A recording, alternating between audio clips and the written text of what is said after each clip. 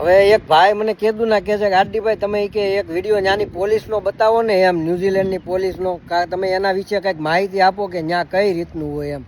તો ભાઈ અહીંયા કેવું છે કે અહીંયા પોલીસવાળાને આપણે કેમ ત્યાં ટેસ્ટ હોય એક્ઝામ હોય એવું બધું જ હોય, ફિઝિકલ ટેસ્ટ દેવાની હોય એ રીતનું જ આખું હોય. પછી એમાં જો એ બધી ટેસ્ટમાં પાસ થઈ જાય તો પછી એને એમાં જોબ મળી જાય.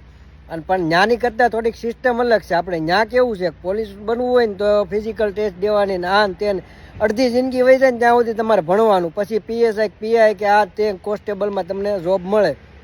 અને પછી ત્યાં જોબ મળી ગયા પછી કરવાનું હું અભણ નેતા હોય એની હારે મિટિંગ કરવાની. હવે અભણ નેતા પોલીસવાળાને એમ કે તારે આમ કરવાનું એમ પોલીસવાળો કરે. પોલીસવાળો એક તો ભણ્યો હોય અડધી જિંદગી પૂરી થઈ જાય ત્યાં સુધી, અને પછી એને માનવાના કોના ઓર્ડર? જે અભણ નેતા હોય ને એના ઓર્ડર માનવાના. અહીંયા અમારે એવી સિસ્ટમ નથી. અહીંયા કેવી સિસ્ટમ, બધાય ભણેલા જ હોય. અને અહીંયા કેવું ફ્રોડ થાય પણ એ કોઈને ખબર ન પડે. મેં નથી જોયું, બધાય કે છે પણ આપણને એમાં ખબર નથી. હજી આપણે યારે કોઈ દી એવું કંઈ થયું નથી. હવે થતું હોય કે ન થતું હોય એ ખબર નથી, પણ ત્યાંની મને ખબર છે 100% કે ત્યાં થાય ત્યાં પૈસા ખાય છે.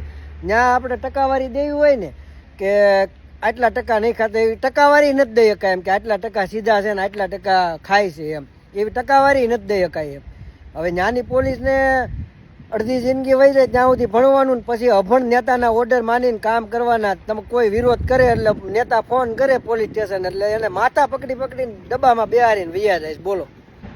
પણ એ એકય પોલીસવાળાને મનમાં એવું નથી થતું કે આપણે કેટલું ભણ્યા છે, આપણે કેટલી ટ્રેનિંગ દીધી છે, કેટલી ટેસ્ટ દીધી છે, કે આપણે આ થોડાક ભણેલા છે તો આપણે તો સમજવી અભણ નેતા છે એને કાંઈ ખબર ન પડતી હોય. પણ આપણે તો એટલું ભણીને આપણે આ નોકરી વાંહે કેટલી મહેનત કરી છે ત્યારે આપણને પોલીસની નોકરી મળી છે. તો એ અભણ નેતાના તોય ઓર્ડર માને છે. અભણ નેતા એમ કહે તારે આને ભરી લેવાનું એટલે ઓલાને સવાર થાય ને ત્યાં ભરાઈ જાય. કોઈક વિરોધ કરવા આવે રોડ ઉપર કંઈક ખાડા બાડા પીડા હોય ને વિરોધ કરતો હોય સીધો પોલીસ સ્ટેશને લઈ જાય ડબ્બામાં બેહારી. પણ એને એટલી ખબર નથી પડતી કે આ તો બધા અભણ છે, આને કોઈને કાંઈ ન ખબર પડતી હોય. પણ હું તો આટલું ભણ્યો છું, મને આટલી ખબર પડવી જોઈએ કે આ સાચું શું છે ને ખોટું શું છે. પણ અહીંયા અમારે એવી સિસ્ટમ નથી.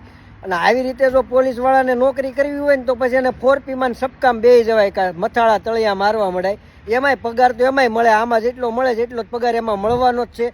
પણ આની કરતાં એ સારું કે પોલીસવાળાને અભણના તો ઓર્ડર માનવા નહીં. એટલે અમારે સિસ્ટમ થોડીક અહીંયા સારી છે, હાવ નાની જેવી લોકલ સિસ્ટમ તો નથી. હવે આમાં ઘણા પાછા એમ કે તમે વિરોધ કરો છો. વિરોધ નહીં ભાઈ, આખા ગુજરાતમાં આ ચાલે છે, ગમે એને પૂછી જજો.